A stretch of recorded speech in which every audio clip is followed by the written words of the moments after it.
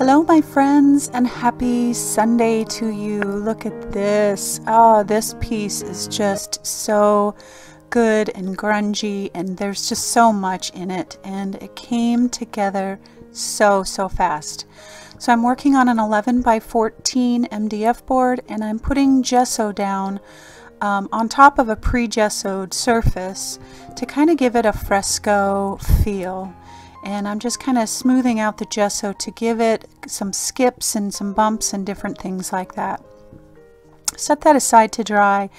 And now I'm taking my Let It Fly stencil, and I'm using DecoArt's Crackle paint, which I have expressed my love for.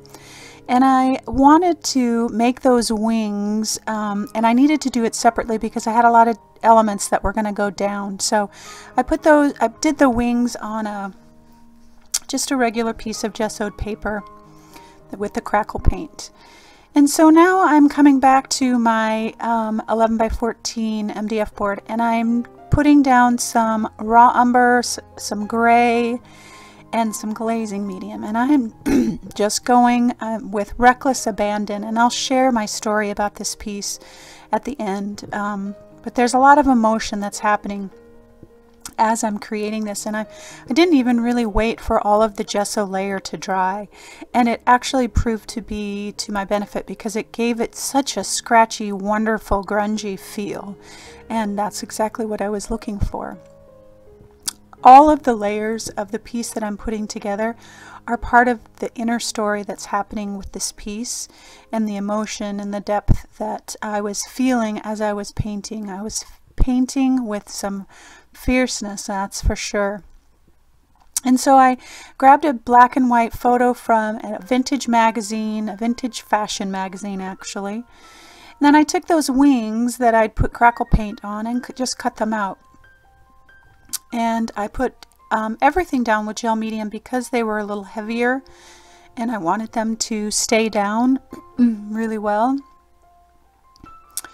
And so I'm just going to put all of my layers down, and the skirt that I'm putting down, the pieces that I put down have incredible meaning.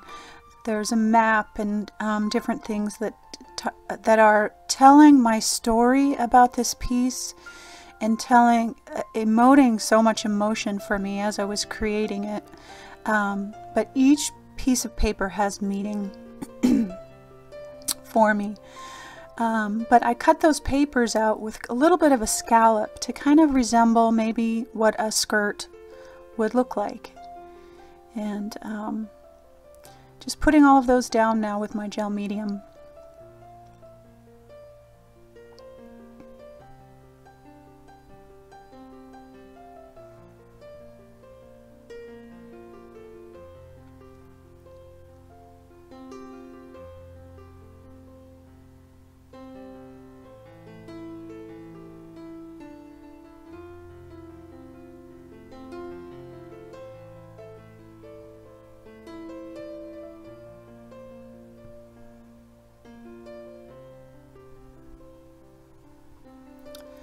So I grabbed my In the Garden stencil because I wanted some representation of growth. That's what this branch represents for me. Like I said, everything had some meaning, and I just put some gesso in there and then smushed it around, and it leaves just the right amount of texture. And same with the vintage postage stencil that I used there. Again, more meaning for me in this piece. Now I'm just kind of going over that black and white image to add a little bit of highlight and a little bit of color, give it some depth, and I'm just using fluid acrylics that are watered down, just kind of tapping it with my finger to knock down the color so that it doesn't look super bold, but yet covers just a little bit and gives the skin some color, her hair some color, and I put just a tiny dot of pink on her cheek. Filling in her top there and kind of defining it just a little bit. And I will define her arm and her skirt too. And I'm using Prussian blue and Payne's gray mixed, which is so rich and thick and good. And my brush is rather dry, and I'm just kind of doing a bit of a dry brush and then pulling it all back, so that all of those layers, all of the gesso texture and all of those things really kind of show through and pop.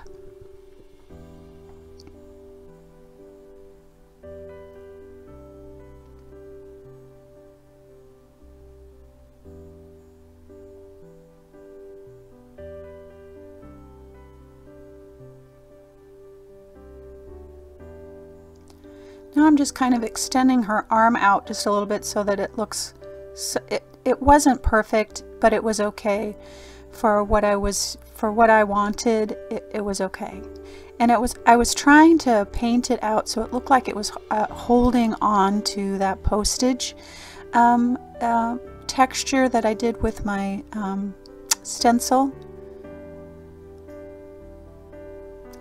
Now I'm just adding a little bit of burnt umber to those wings because it has such beautiful crackle, and it's really watered down, and I wanted it to just sink down into that crackle so that it would show up.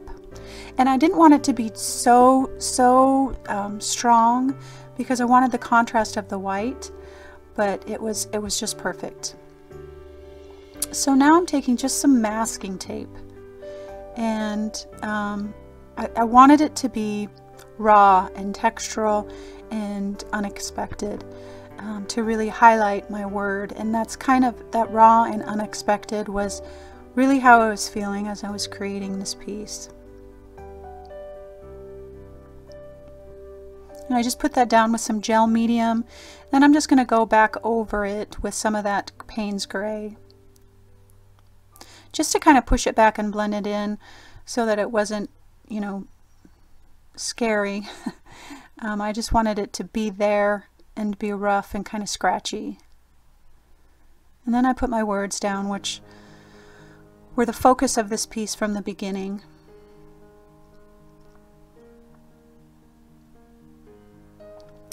And I cut out a word from a dictionary page that said grace, and that's the focus, bravery with grace. And it's interesting, as I was cutting out that piece from the dictionary, the word right above it says celestial, and I wasn't trying to get it, but as I cut it out it said celestial grace, and I thought, I love it when those things happen, those divine things happen. She's also holding a bird that I cut out from one of my vintage bird books, and again, more meaning for me. Just doing my final shading and scratches and adding some additional grunge here.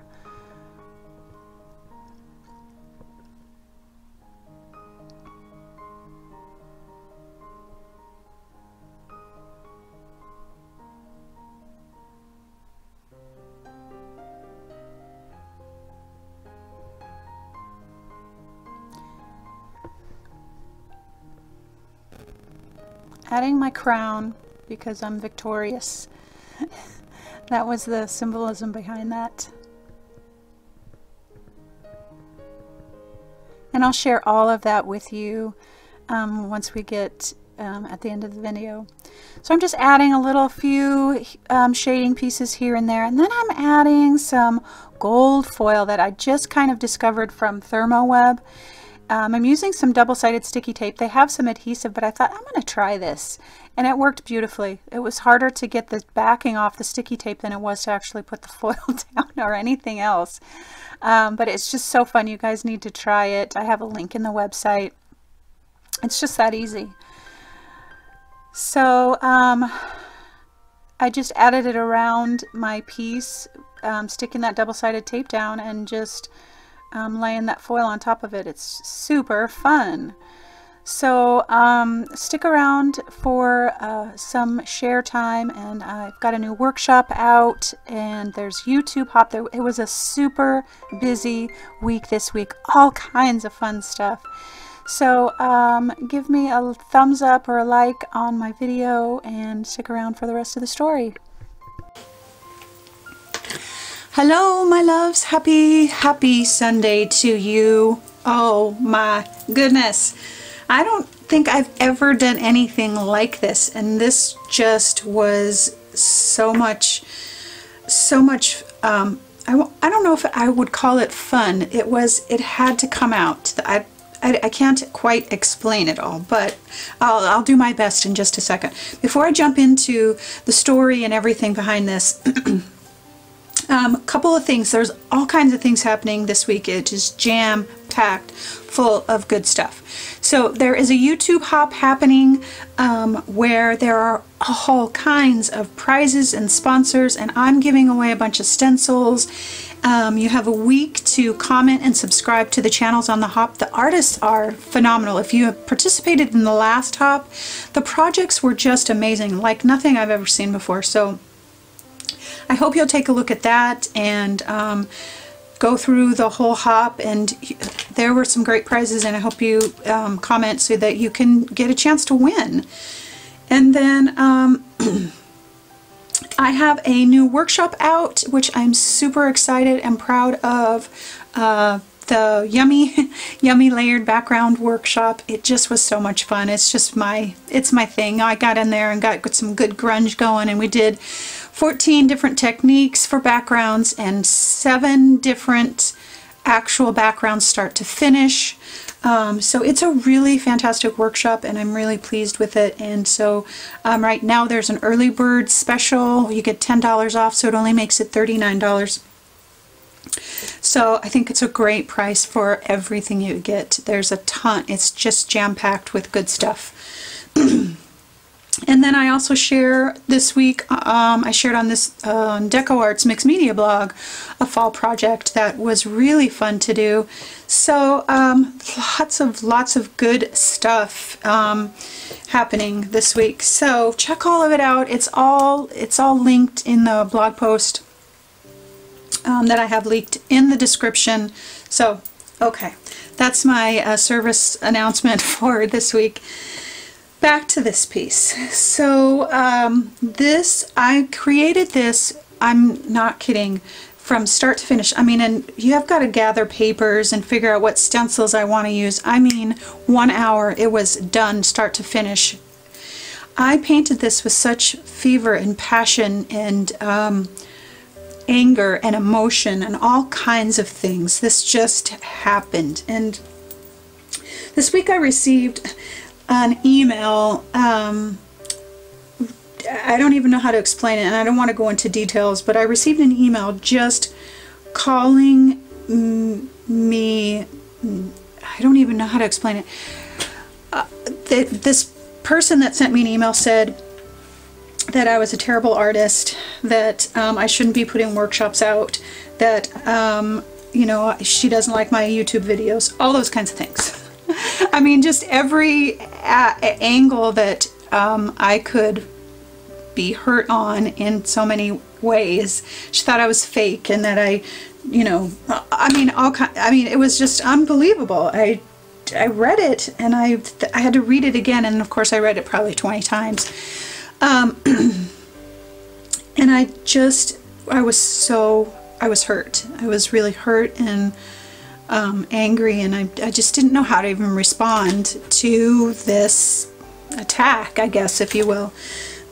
And I just kind of sat back, and oh, I didn't bring, let me see if I've got my notebook. I wrote down, I'm gonna go grab my notebook and I'll be right back. Okay, so I immediately was going to respond and kind of start defending myself, and then I prayed about it, and I just kind of had to get quiet and just let it be. And I started writing, which I often do in situations where I'm hurt or angry or whatever, and it's always the best to get clarity. And I just wrote, just off the top of my head, that I can be brave and graceful, I can be bold and kind, I can be strong and soft. Because I didn't know how to respond. I wanted to respond, but I wanted to be kind, and I didn't want to respond out of hate or hurt or anger or anything. I wanted to love, even in the process of being hurt.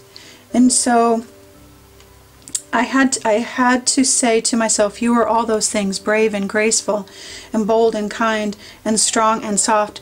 And it's okay to be bold and be graceful, to be brave and graceful at the same time. That you can do that. And then I wrote, I don't have to defend myself to someone else.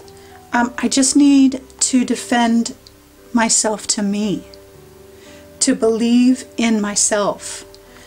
And then I wrote down what my truths are, that I'm hardworking and loyal, and I you know, really kind of some personal stuff. And then I wrote, I choose how to live, and I choose grace with courage.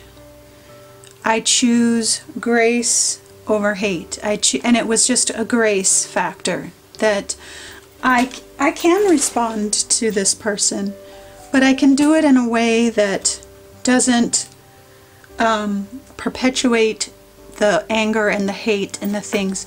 And once I remind myself of who I am, because too often we respond, or I'll say too often I can respond angrily because I'm defending myself, and I don't need to defend myself. I know who I am, and sometimes I have to write it down, and sometimes I have to remind myself.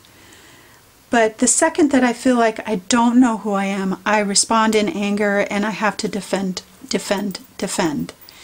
And there's no grace in there, there's no love, there's no kindness, there's none of that. And I've said in the past that grace plus anger equals strength. And I think it's okay to be angry. It's okay to be hurt. It's okay to be bold and strong and all of those things. Yes, yes, and amen. It's okay to stand up for yourself.